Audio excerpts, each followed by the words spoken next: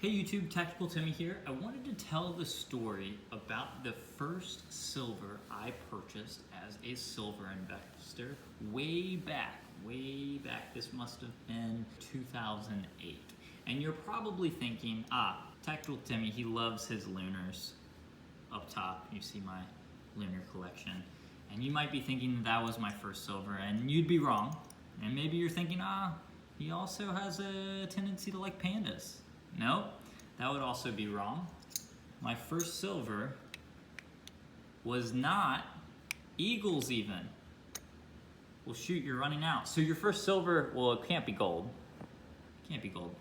It wouldn't be a video on his first silver if we're talking about gold. No, believe it or not, my first silver was a generic Sunshine Mint bar. Nothing special about it. But there is kind of a cool story that goes in behind it.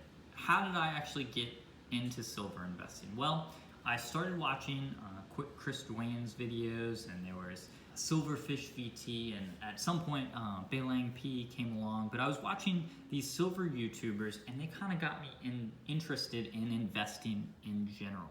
So what I was actually too young at the time. I couldn't actually have a debit card, so I wasn't able to go out and buy silver or gold on my own, and I couldn't drive, so I couldn't drive to the coin shop to buy it. So I was kind of in a little bit of a predicament. So I had saved up some money, and I couldn't spend my entire emergency fund on silver and gold. So what could I do?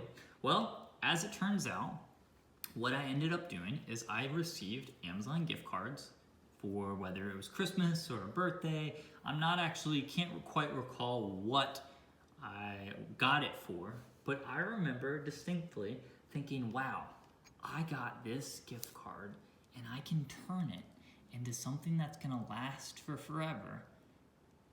A piece of silver. What I ended up doing is I got on Amazon, because that was what the gift card was to.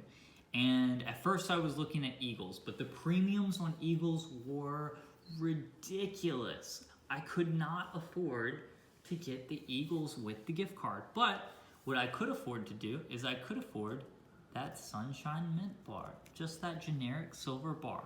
Hey, an ounce is an ounce, and it is what got me started. So I encourage you to also do that. Hey, if there's a way to get started and just get an ounce of silver and you can feel that weight in your hand, that is something so special, and it's so inspiring once you actually get that weight in your hand. So that was way back, and I think I was actually in high school at the time, and eventually I was able to continue, and I was able to keep working, and I was fortunate in having lots of different jobs, and that's when I was able to transition and I started buying my eagles. Sometimes I'd buy from the local coin shop. Other times, once I actually had a debit card, I could actually buy online. Back then, I had no idea about some of the tax breaks in terms of avoiding sales tax. That's something that I wish I had known back then in terms of saving up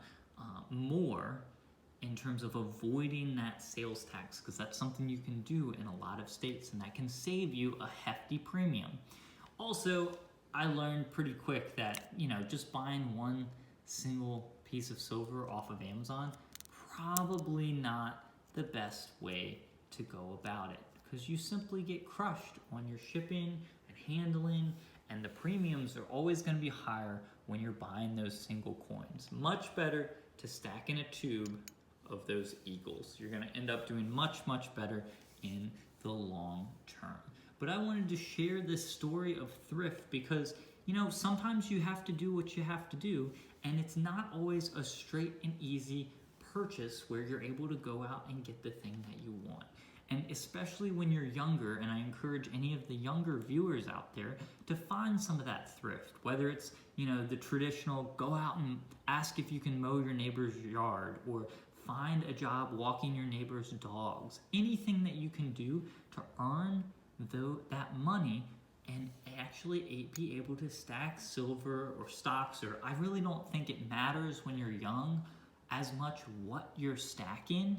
The important thing is that you're learning thrift, you're learning the ability to actually save for the future. And that's something that I'm super, super glad that I was able to learn while I was in high school, because there's a lot of people out there that simply never get that opportunity to learn how to save. And that's something that I'm really blessed to have gotten the opportunity to do. I was able to get those first jobs.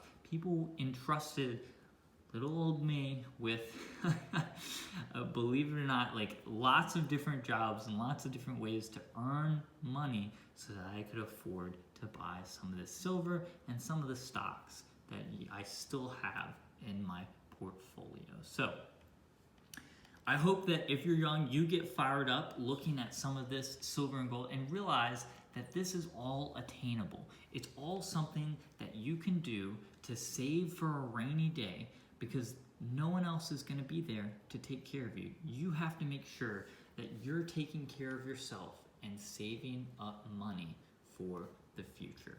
Now, I think that I learned as I went along that diversification was something that was really, really important. And I didn't just stop at simply silver. I owned some stocks back in the day. I did not get into gold investing until later, but that's something that I wish that I had done. I really wish I could have gone back and been buying, even if it was just fractional pieces of gold. I wish that I could have been doing that, because I think that that's something that's really, really powerful. And realizing that, hey, having diversification, having different asset classes that aren't necessarily correlated together can really help your portfolio.